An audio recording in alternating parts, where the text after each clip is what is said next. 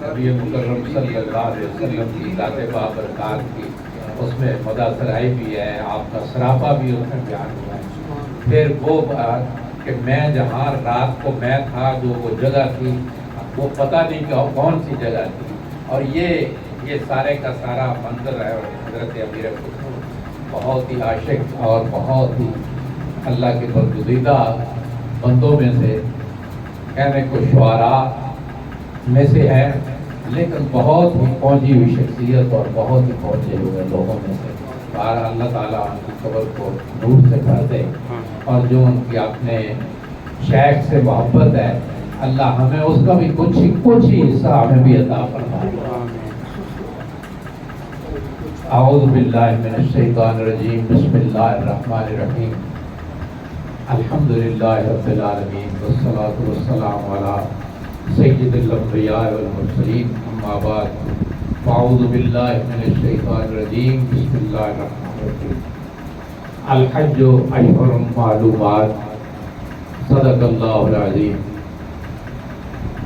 میں ان ایام کو غنیمت جانتے ہوئے اللہ تعالیٰ ان لوگوں کا جانا، وہاں ٹھہرنا، وہاں کے رکوع و سجود، وہاں کے طواف سعی، اللہ ان کو قبول فرمائے، اور اللہ ہمارے لیے بھی وہ موقع لائے کہ ہم بھی اللہ تعالیٰ کے اس عالی شان گھر اور نبی مکرم صلی اللہ علیہ وسلم کے بہت ہی پیارے گھر اور آپ کے ذریعے اقدس کی ہم بھی زیارت کو جائیں، اور ہم اس طرح تو ان کے ساتھ مل سکتے ہیں کہ نبی مکرم صلی اللہ علیہ وسلم نے آپ کی یہ صرف معلومات کے لیے کہ نبی صلی اللہ علیہ وسلم نے اپنی زندگی مبارک میں ایک حج کیا ہے، ایک حج کیا اور 4 عمرے کیے۔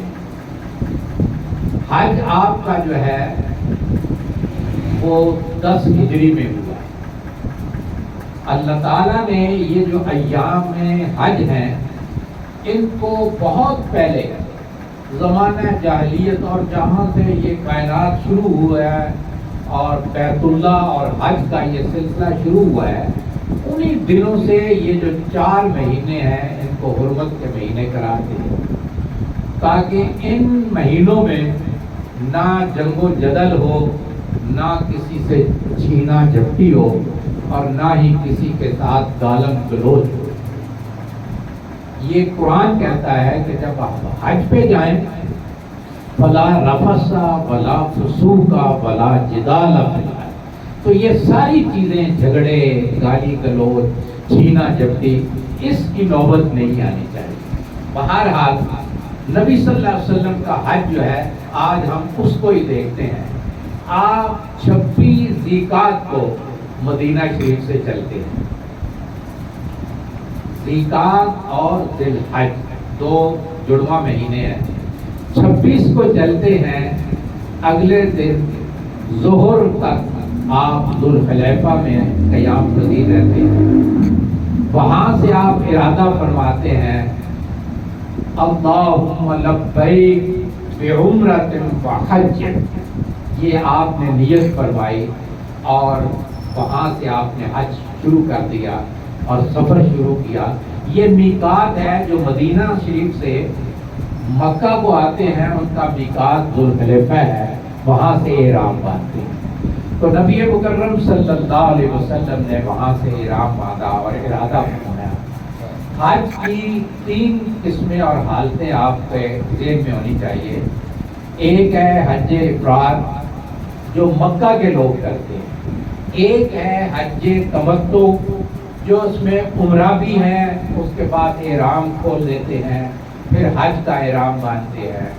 ایک حج قران ہے جو ایک ہی احرام میں عمرہ بھی کرتے ہیں اور پھر اس میں حج کرتے ہیں، اور پھر یہ پورے حج کے ایام میں وہ احرام میں رہتے ہیں جب تک کہ ان کی قربانی نہیں ہوتی، اور وہ نحر کے بعد اپنے حجامت اور احرام کھولتے ہیں۔ تو نبی مکرم صلی اللہ علیہ وسلم نے حج قران فرمایا۔ آپ نے عمرہ کیا، احرام نہیں کھولا اور اسی میں حج فرمایا. حج کی 8 تاریخ جو ہے ذی الحجہ کی وہ مینا میں جاتے ہیں لوگ. ہم یہاں بیٹھے بیٹھے وہ نقشہ کھینچ لیتے ہیں. 8 ذی الحجہ کو فجر کی نماز کے بعد لوگ مینا میں چلے جاتے ہیں. مینا میں جا کے خیمہ زن ہوتے ہیں, قیام پذیر ہوتے ہیں. وہاں پھر ظہر, عصر, مغرب, عشاء اور فجر 5 نمازیں وہاں حاجی جو ہیں وہ مینا میں ادا کرتے ہیں اور وہ قصر ہوتی ہے. 4 رکعت والی 2 رکعت پڑھتے ہیں. صبح 9 ذی الحجہ کو مینا کے سے عرفات کی طرف چلے جاتے ہیں.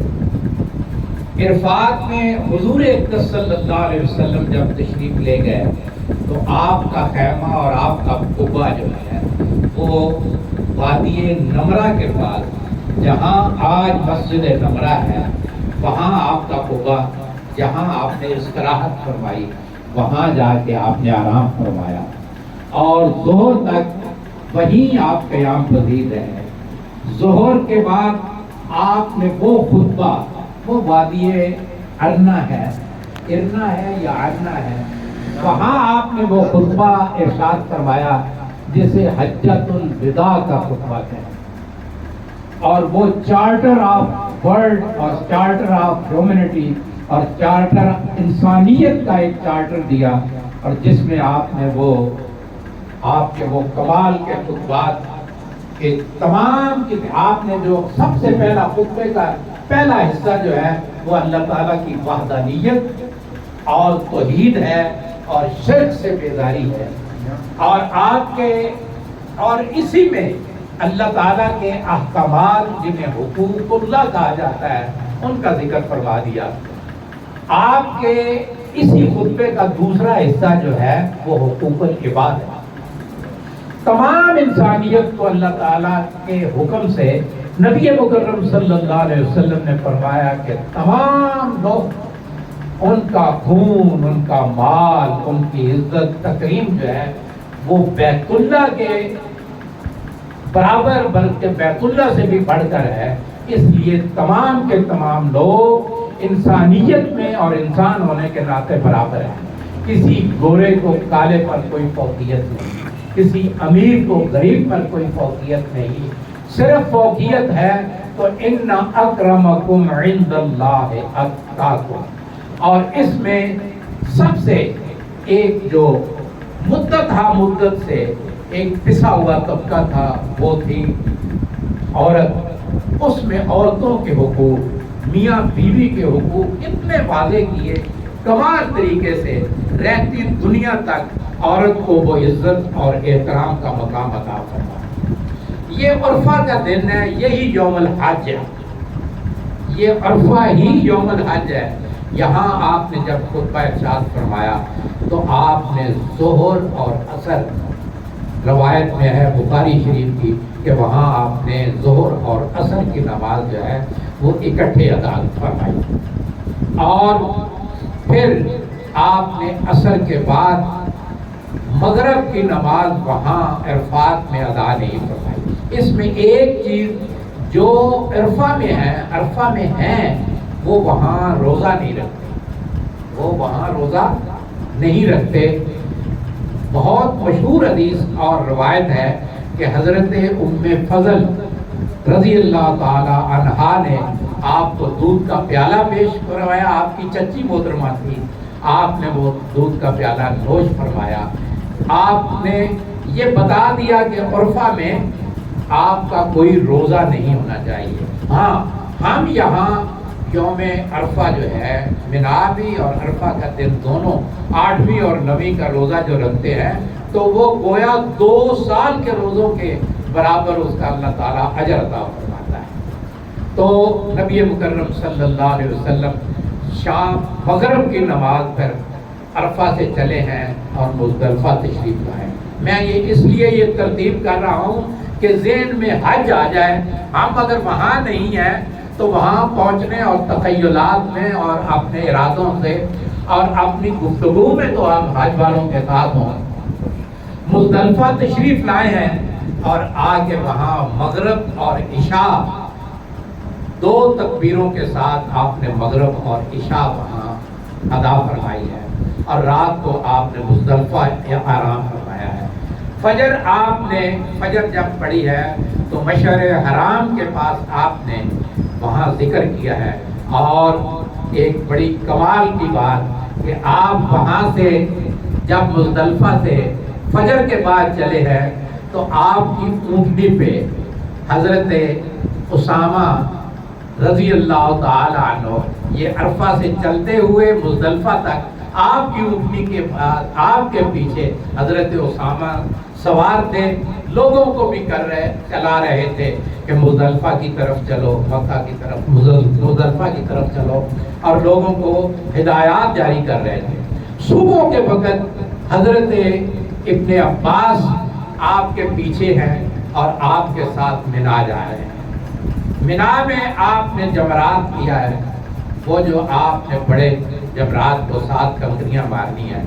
आप ये भी आपको बताएं कि मुज़दलिफ़ा ही से आपने वो 70 कंकरियां लेनी है जो 21 3 दिन में आप